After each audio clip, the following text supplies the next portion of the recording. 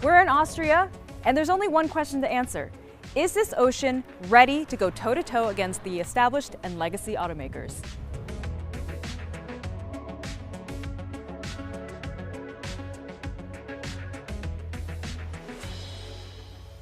Imagine this. You're in the market for a mid-size electric SUV and you immediately start shopping for a Hyundai, a Ford, or a Tesla.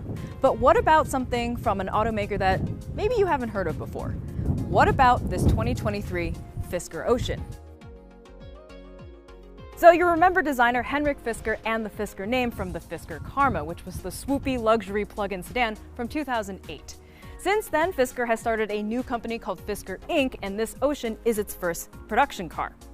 Now, size-wise, it's about a Model Y, an Ioniq 5, Mach-E, that kind of dimension. Design-wise, it is pretty cool. I mean, it's blocky and chunky in all the right ways. Actually, it looks kind of like a Range Rover, and that ain't no bad thing. The front is sleek and menacing, and the back has some of the thinnest taillights I have ever seen. But what's really cool is this solar roof. Under ideal conditions, Fisker says that it'll return up to 1,500 miles of driving range a year. So the big thing you'll notice about this interior is the massive 17.1-inch digital display, which swivels.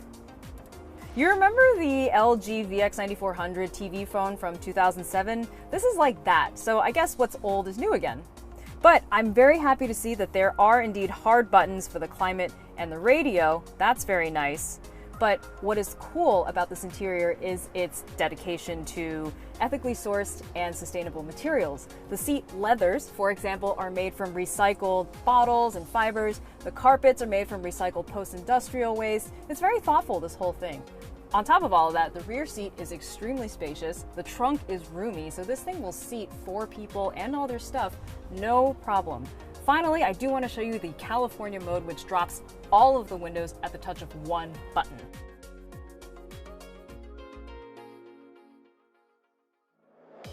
So today, Fisker has put us in the Ocean Extreme trim, which is one of the top trims, and it starts around $70,000 after destination. It has dual motor all-wheel drive and has an EPA estimated range of about 360 miles, so pretty good.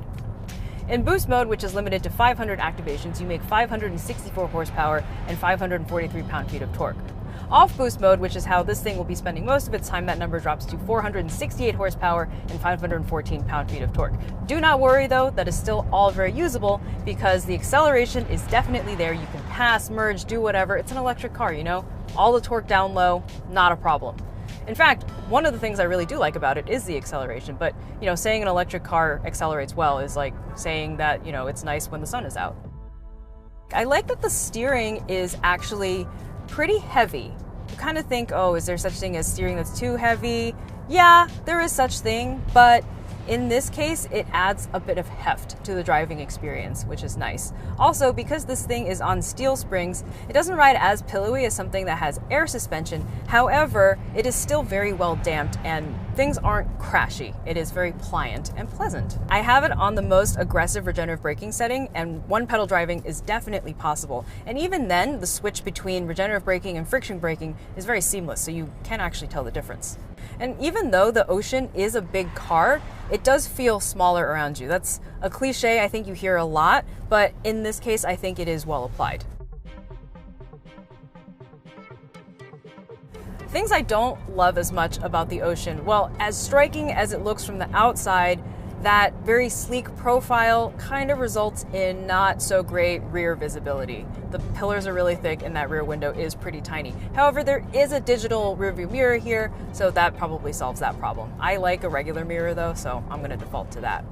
There's also something that is a little strange with the brake pedal. Even though the regenerative braking is very smooth, the action of the brake pedal itself has a lot of play at the top of the pedal, and the braking action doesn't really feel like it starts happening until you've pressed the pedal down a little longer. So that makes the braking a little confusing to begin with and takes a little time to get used to.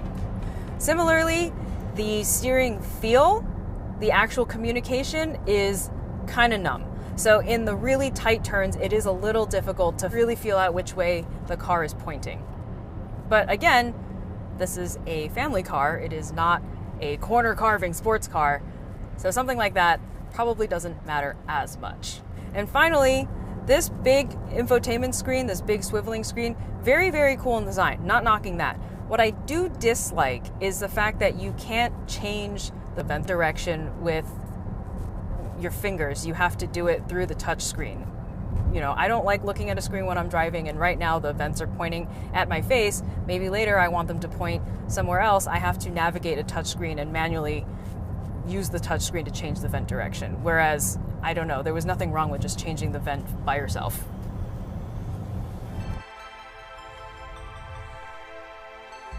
As EV startups like Tesla, Lucid, and Rivian know, building cars is hard. So it's healthy to regard everything with a little skepticism, especially the first car coming from a startup.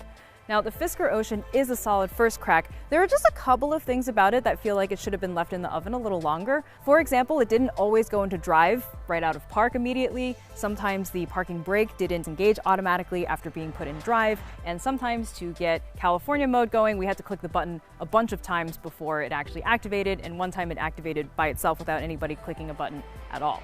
There are also a few questions that still need answering, such as how the cars deliver on real-world range as opposed to estimated range, whether the base version will indeed be sold for under $40,000, and how buggy or unbuggy the software will be at launch. All that being said, though, these are very small growing pains in the face of something that today's preview showed off is well-built, well put together, has nice fit and finish, and drives just as well as the rest of them.